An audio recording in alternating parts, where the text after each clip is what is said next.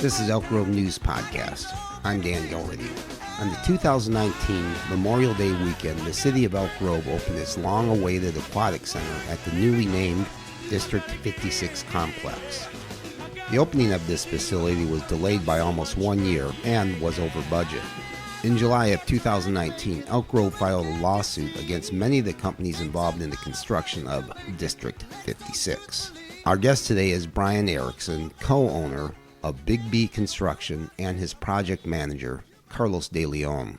Ericson and DeLeon will detail what they assert were faulty designs by the primary contractor.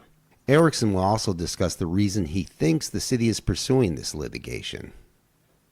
Because of the budget overruns, I think that the Bob Murdaughs and the Jeff Warners, and even the city manager were all just trying to cover their fannies. Also, Erickson explains what happened when he addressed the Elk Grove City Council at a recent meeting.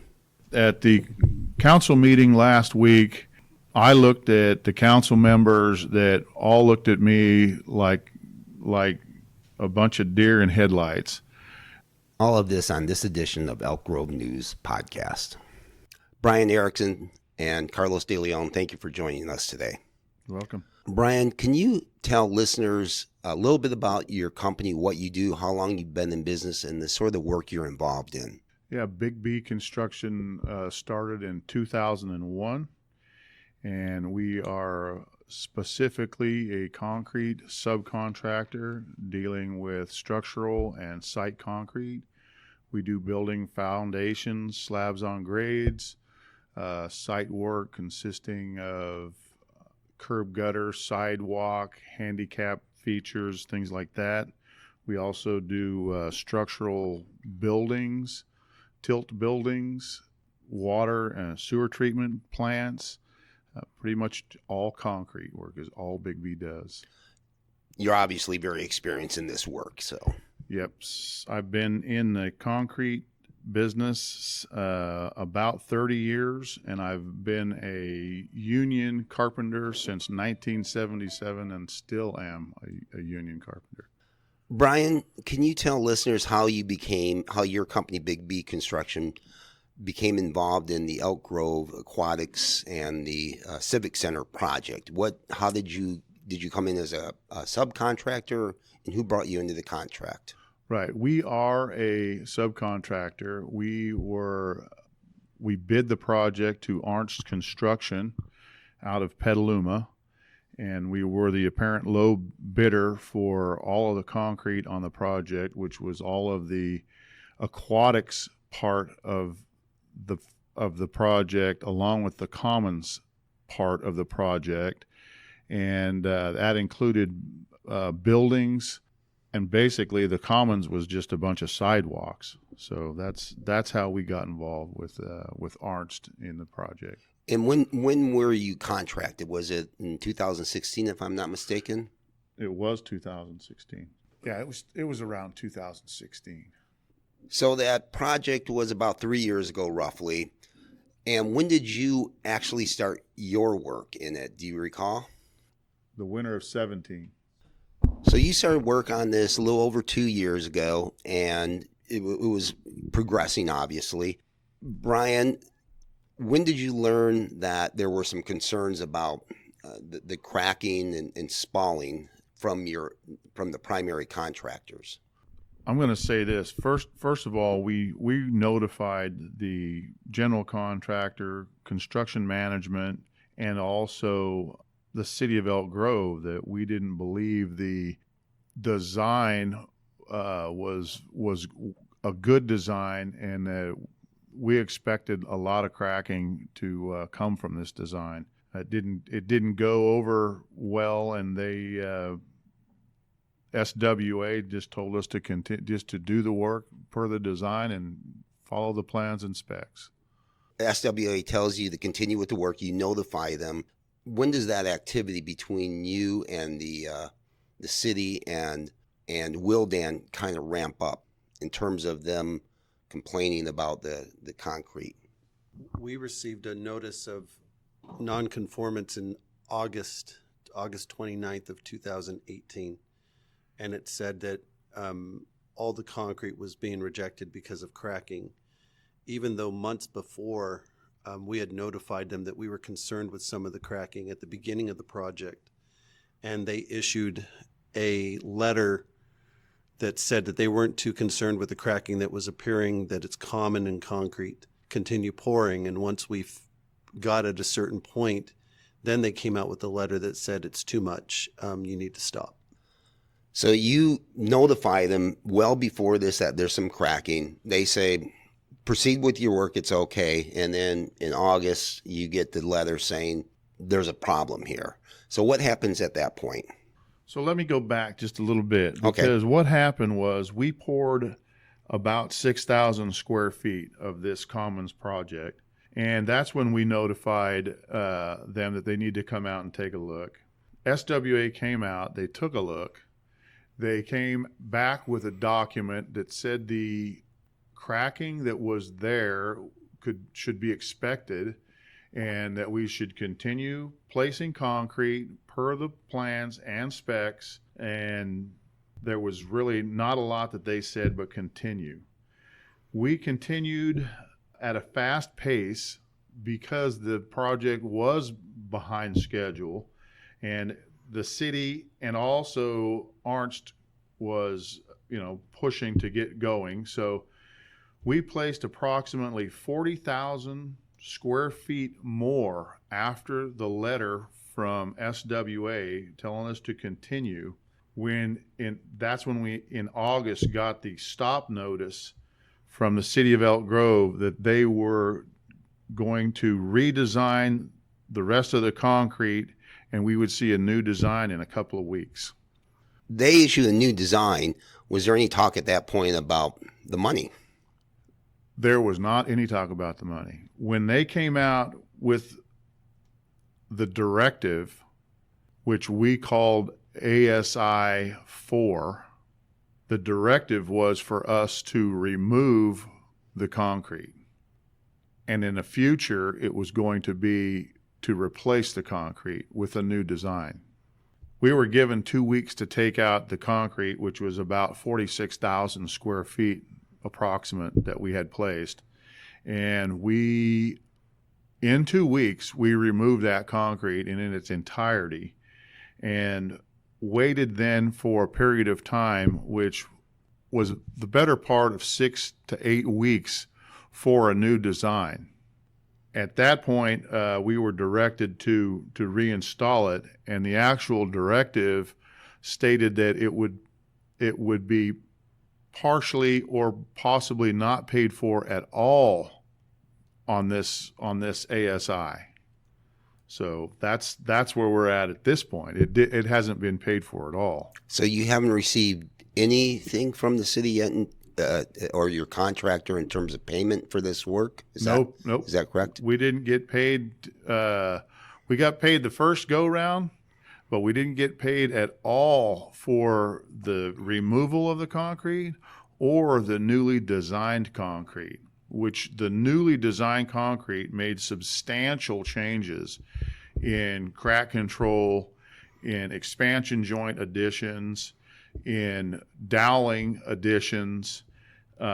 Just the whole redesign was completely for the good, I might add. Okay, for the listener's sake, I'm going to jump around here a little bit, and hopefully this will make sense.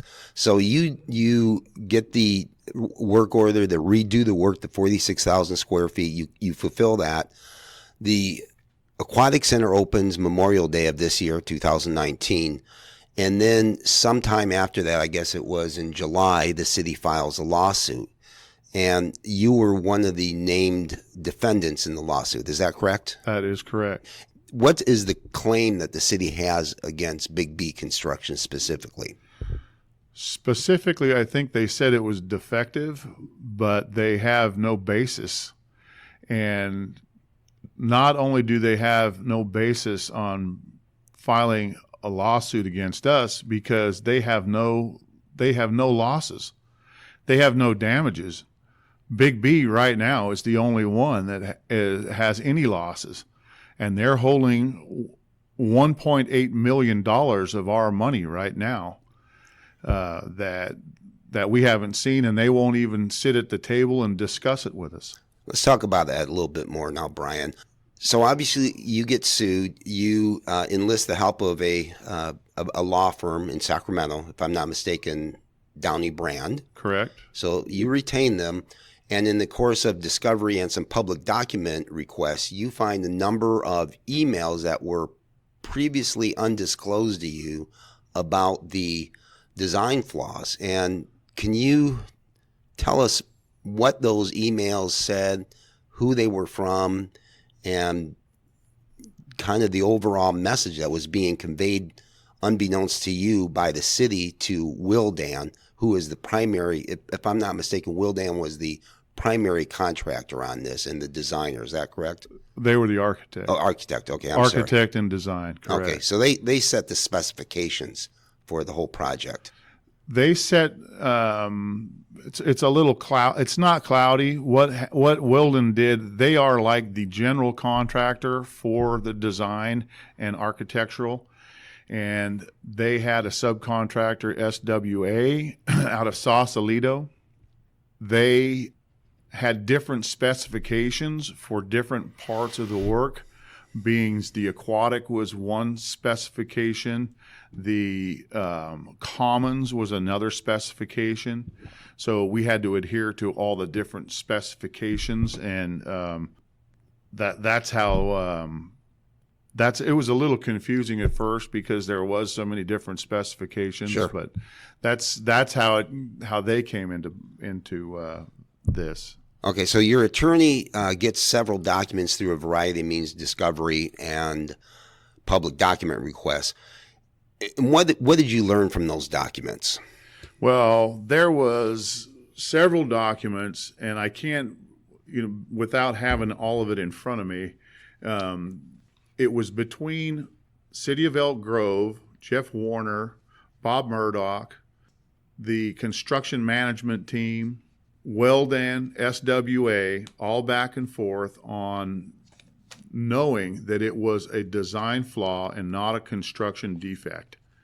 We were pretty much throughout the whole process, we had an IOR, in fact, more than one IOR, inspector of record, that watched everything that we did. They documented our placements, the times, concrete quantities, concrete mix designs, all of our procedures, our cure procedures.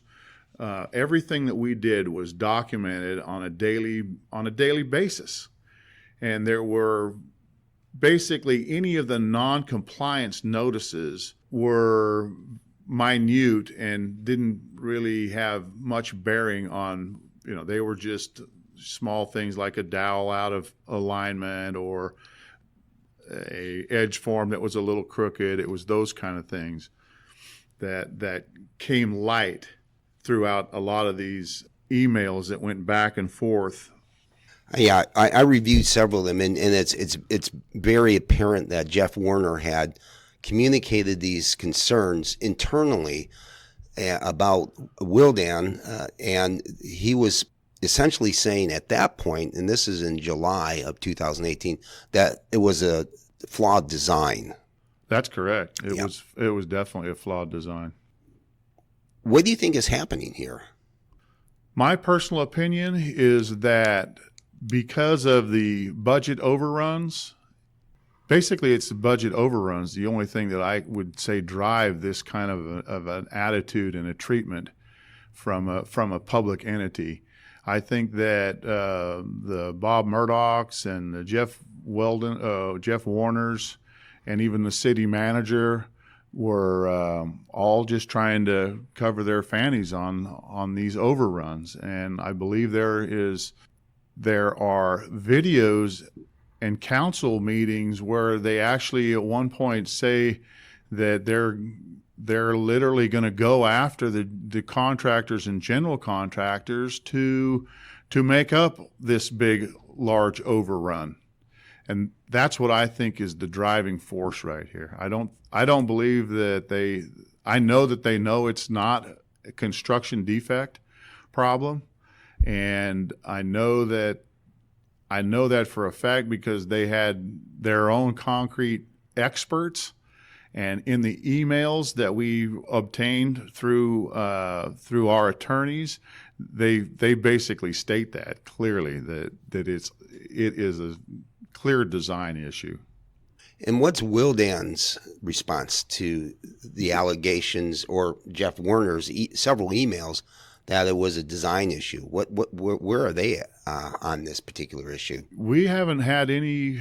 We don't get to talk to them at this point. There's no communications between SWA and Wildan with Big B Construction. And I'm going to say and I'm just speaking because of conversations I've had with Arnst, that they're not communicating with Arnst either at this point. Carlos, I understand you want to discuss a little bit more about the design standards and some of the events that happened along with that.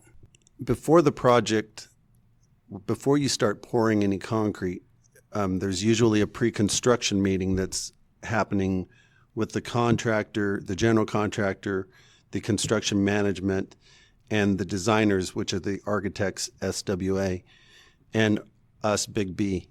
So we were in this meeting and we went through the procedures and the mixed designs and how we were going to get everything started and poured. And during that meeting, it was discussed. I brought up the point that I felt that there was going to be some cracking in this design because of the way that the joints were staggered in the design. During that time, SWA said, we're pretty confident in our design. We don't think that it's going to crack and we're okay. Later on, when all the cracking started happening, there were areas throughout the project that we hadn't poured yet. So we removed and replaced 46,000 square feet of concrete. Then we waited for a redesign. That redesign affected areas that hadn't been poured either. So they redesigned everything that added expansion joint, added different jointing that didn't intersect and stagger throughout the whole project. They also redesigned an area near the trellis at the aquatic center because we had asked them about the same thing. They had an area that was going to have staggered joints, and they redesigned those also because they understood that that cracking was going to happen at other places if it wasn't redesigned. And as a result of that, we ended up pouring all that concrete back, and all the concrete that was poured back, there was very minimal cracking as a result of their redesign, which should have happened in the first place. So that lends credence really to the notion that the original design was flawed, and Big B was simply following the design codes that you have that were provided to you, and then once the new ones came in, there were no problems. That's correct. Throughout the whole project, we've built this whole thing per the plans and specs that were given to us. That's the way we proceed in all our jobs. We build them per plans and specs. Brian, it's my understanding that you also, before this entered litigation, you took steps to mitigate the situation. What sort of steps did you take, and what were the results of that process that you initiated? Well, my attorney and myself made several attempts to communicate with the city attorneys and Jeff Warner and Bob Murdoch, and we've even called certain members of the council. I personally tried to get a hold of the mayor himself, and none of them would respond to our attempts. And we were just simply trying to get to let them know that where we were, and that we all know that it's a design issue, and that if they could, just release some of the monies that they owe us, which they basically put a design problem on the contractors, which it's illegal to the public contract code. There's a code that states that you can't put a design flaw onto the contractors and make them repair and fix these flaws, which is exactly what they've done. And to the sum of $1.8 million and climbing, this has really put Big B in a precarious situation of near 20 years of business that is really making it difficult for us to be composed and be the professional concrete contractor that we want to be and we should be. Brian, aside from the litigation, which was revealed to the public in July, you and your wife, Dory, appeared at the September 11th City Council meeting, and it was a very heartfelt words spoken by yourself and your wife. Do you care to discuss some of the effects this is having on your company and your lives? It's a disaster for both us personally and our business, because it's taken all of our working capital and really put a lot of stress on the business and a lot of stress on our personal finances, because we've basically had to put everything out on the table to try to keep our company in business. And it's we don't know how long we'll be able to maintain this.